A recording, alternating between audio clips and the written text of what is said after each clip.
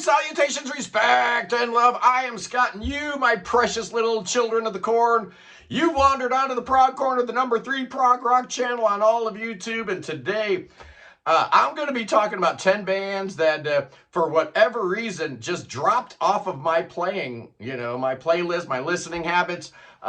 Every time I do a topic, I always run the title through AI to see if they've got a little snazzier title, something a little more clickbaity. They suggested that I called this episode My Musical Graveyard, but I'm not ready to bury these 10 bands, man. I actually really like all 10 of these bands, but for some reason, I just don't listen to them anymore. And there's a lot of reasons why a band might drop off your regular, listening patterns and whatnot. Maybe it's just a band you've heard too many times, right? You just overplayed their discography over the years, or maybe you just grew out of them. You grew up, your tastes changed, so maybe that band wasn't quite your style anymore. Maybe that whole genre is not your bag anymore. Or maybe because you moved on, maybe the stuff you were listening to when you were younger, maybe it sounds dated to you. There are some records I don't listen to because they're almost too sacred, right? Like the Beatles, I don't play them a whole lot. It almost feels like a religious experience to put on a Beatles record. So I don't listen to a lot of Beatles or XTC for kind of the same reason. They're like religious experiences to me.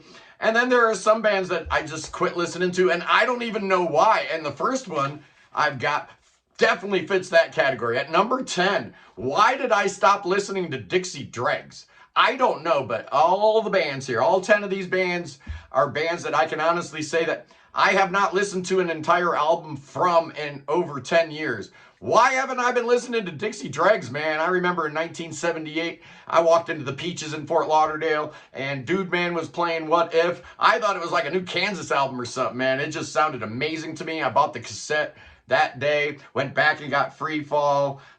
The next year, The Night of the Living Dregs came out, and then in 1980, The Dregs of the Earth came out. Then they changed their name. They went a little, commercial. They called themselves The Dregs there for a while. But those first 4 Dixie Dregs albums are absolutely amazing. Why haven't I been listening to them? There's no explanation. There's no reason. In fact, I'm going to pull What If and listen to it tonight. But yeah, I haven't listened to Dixie Dregs in forever, and I don't know why, man. I'm a huge Steve Morse fan, Andy West, Alan Sloan, Mark Parrish, and of course the great Rod Morgenstein, who also plays with Winger, which is kind of weird. At number 9, here's a band I've never talked about on the channel, but I was obsessed with them, man, back in the late 80s, early 90s. Concrete Blonde. I could not get them out of my CD player, man. I loved their debut in 1986. Free in 1989, but then in 1990 they put out Bloodletting and had that big hit Joey on there. Walking in London in 92, and then 1993 Mexican Moon. Those 5 albums are great, man. It's Jonette Napolitano and James Mankey. They had other members like floating in and out. I think they had like 4 or 5 different drummers over the years, but those are the 2 main people in Concrete Blonde. They were originally called Dream 6, but that was a terrible name. And when they were fixing to get signed by IRS, Michael Stipe gave them the name Concrete Blonde. He thought it kind of fit their whole image and stuff like that. Great name, great band. I haven't listened to Concrete Blonde probably since like 1995, so I need to correct that. I really do like them a lot, but for some reason, just stopped listening to them. Don't understand it. At number 8, for bands I no longer listen to, it's Grand Funk Railroad, man. They were part of my childhood, man, like the soundtrack to my youth. Inside Looking Out, and I'm Your Captain, and, all those great songs, TNUC, Mean Mistreater. Oh, man. Grand Funk was one of my favorite bands growing up, and for some reason, I don't know what happened when they added that keyboard player and they went like commercial, with We're an American Band and Locomotion and stuff like that. I kind of lost interest, so maybe that poisoned the well a little bit.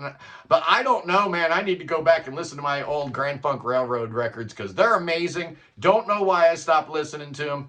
Well, yeah, I do.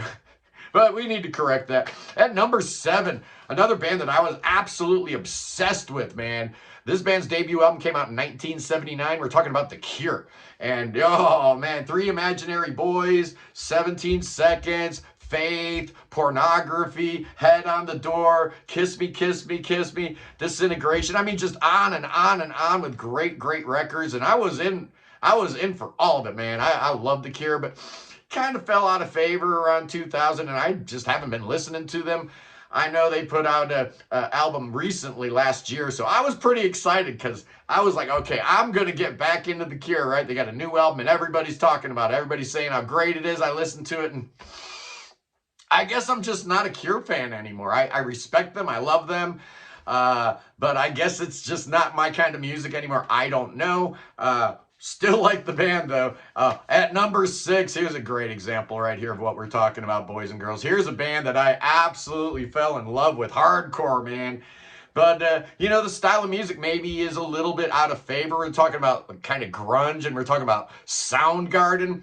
Oh, yeah, Kim Thayil, Chris Cornell, Matt Cameron, Ben Shepherd. What a great, great band. Even though Ben Shepherd wasn't in the band on the early records, they put out a couple EPs for Sub Pop, and then they got signed to SST, who put out their first album, Ultra Mega OK, in 1988. And then there's an A&R guy from A&M apparently got a hold of it, and the story goes he listened to exactly 3 seconds of Chris Cornell singing and said, sign him. Just, I don't care about the music. That voice, that dude's voice, doesn't matter. Sign him. So yeah, Louder Than Love came out in 89. Bad Motorfinger in 91, but then they set the world on fire with Super Unknown in 1994. A couple years later, they put out my favorite album, Down on the Upside. Man, I love that album. But ever since 1996, I don't know, maybe I just overplayed Super Unknown and Down on the Upside just a few too many times, because I don't listen to Soundgarden anymore. I really don't, and I love Chris Cornell's voice. I was never into, you know, Audio Slave or anything like that. And the newer records, I guess, Soundgarden put out, I had no interest in, right? I haven't listened to Soundgarden in forever. Occasionally, Black Hole Sun might come on the radio, and I enjoy it. But, yeah, I don't know why, man. I just don't listen to Soundgarden anymore. Maybe I should start again at number 5. Another band that I just don't listen to anymore, and I was obsessed with. It's Green Day. I loved Green Day, man. When Dookie came out, I was like everybody else in the world, man. As soon as I heard boom, boom, doom, doom, doom, doom, doom, I'm like, oh, sign me up. This band's awesome. And then, you know, the punk break happens, and you're like, yeah, it's just like the early 80s all over again, man. Green Day was awesome, even though they ripped off a lot of my favorite American hardcore bands along the way, especially Agent Orange. But that's okay, man. They were still cool. They were still awesome. They put out great records all the way through American Idiot. And that's when that record that came out after American Idiot, and then the Uno Dos Tres. I'm done, man. I haven't listened to Green Day in forever. I don't know if I ever will again.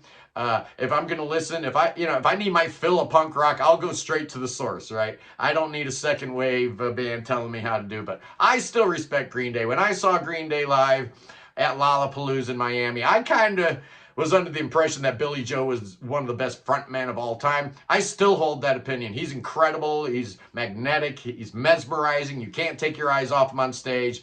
And yeah, there is a guitar player backstage playing along with him. That drove me nuts, man. I'm like, bring Dude Man on stage, right? Billy Joe, he's got both hands in the air, but his guitar's still going, right? He's saying, I'm like, where's that other guitar player? Bring him on stage, man. I hate it when they do that at number 4.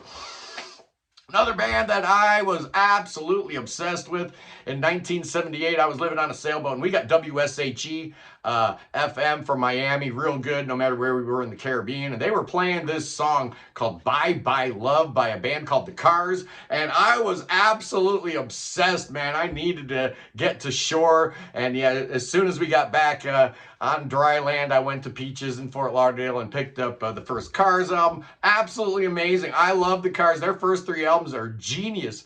Candio, Panorama. But guess what, boys and girls? I haven't listened to a Cars album in probably 20 years. I actually tried to listen to Shake It Up just to see if I was wrong, because I think they put out 3 great albums and everything else was crap. So I wanted to kind of prove that theory. So I tried to listen to Shake It Up the other day. It's not good, but those first 3 albums are almost so good I don't want to listen to them again, right? I don't want to spoil all my memories of, listening to all those great songs back in the day. Maybe that's why I don't listen to some of these bands anymore. You don't want to spoil those memories. I don't know. At number 3, yeah, for bands I just don't listen to anymore, it's Metallica. And yeah, don't get me wrong, man. I love Metallica, especially those first 5 albums, Kill 'Em All, Ride the Lightning, Master of Puppets, and Justice for All, the Black Album. I love them. I think they're amazing, but I can't tell you the last time I listened to a complete Metallica album from start to finish. I tried to listen to the latest one. I couldn't get all the way through it. So it's been years and years and years. And honestly, if I want my fix of heavy music, I'm not going to Metallica these days. I find myself listening to way more Megadeth, if we're staying in, that kind of category. But, I'm just the Iron Maiden, Judas Priest kind of metal guy, I guess. I don't know. But I love Metallica. I think they're fantastic. But I just don't listen to them anymore. Maybe one day I will again. Maybe I'll get a craving for Ride the Lightning, For whom the bell tolls at number 2. For bands that I just don't listen to anymore. And here is a perfect example of the sacred band, right? The band that it just feels wrong to put it on. I'm talking about Anglagard. Sweden's Anglagard, one of the bands that helped put prog rock back on the map in the early 90s.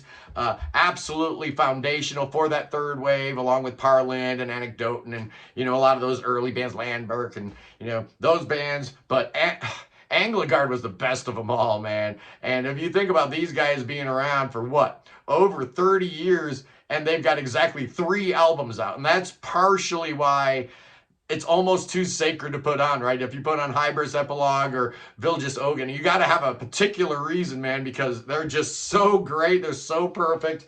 And there's only 3 of them. So, yeah, I don't think I've listened to any of those 3 in forever all the way through. I really haven't. And maybe I need to fix that, maybe not, but that's the esteem in which I hold Anglagard, that it's almost too good, almost too important to listen to on the regs. And finally, at number 1, for bands that I just don't listen to anymore, and maybe I know why, maybe I don't. In this case, it's the Rolling Stones, man. Yeah, I can't even remember the last time I popped on a Rolling Stones album and listened to the whole thing. I think the last time I tried was when I tried to get through Exile on Main Street for the 800th time and still have decided it's just not that good a record. I don't care what anybody says, but back in the day, man, Some Girls and Tattoo You and Aftermath, those records, Beggar's Banquet, man, I used to listen to all that stuff all the time. So what happened?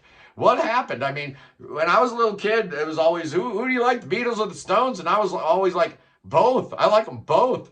But now, the older I get, the more I realize that anything with a blues rock kind of undertone or foundation, not as interesting to me anymore. So if anybody has the Beatles or the Stones, the answer is clearly the Beatles.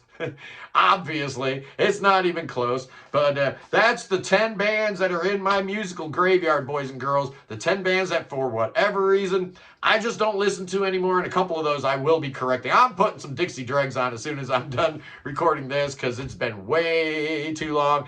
Anyway, boys and girls, check in with us Sunday, the Sunday live show. Oh, we got a good one. We got a good one, boys and girls. We have probably the coolest band on planet Earth going to be joining us. All 4 members of Kairos will be here. The great Kairos. You've got Shelby, you got Joey, you got Robin, you got Charlie. They're going to be here with me and Kevin from Prog Radio as we talk about that band and how cool they are and how awesome they are, and maybe how wrong I was about dancing in Prague, because you can most certainly dance to a lot of Kairos' music. Anyway, boys and girls, I love you. Peace in the Middle East, free the Ukraine, free your mind, free beer, free Willie, free everything, free everybody. God save that king, save that cotton-picking king. Oh boy, that Soundgarden could use your saving. He ain't feeling so good. Oh no, he's not. He's fixing to abdicate. I think Prince William's going to be taking over soon enough. So come on over, King Chucky, while you still can. Come to Ohio, where we can do thoughts, we can do spells, we can do incantations, we can do all that kind of stuff. We're going to drink poison. Nothing's going to get us, because the armor of God is strong within this one, boy. Oh, yes, indeed. And then we're going to get Billy Bob on the phone. Hey, Billy Bob! Come on over and bring them snakes. I got King Chucky in the house. Oh, here we go. King Chucky's dancing with them snakes. Oh, yeah. The snakes are going to cure King Chucky, and they're going to cure you too. Absolutely, boys and girls. Keep the faith. I love you. Peace.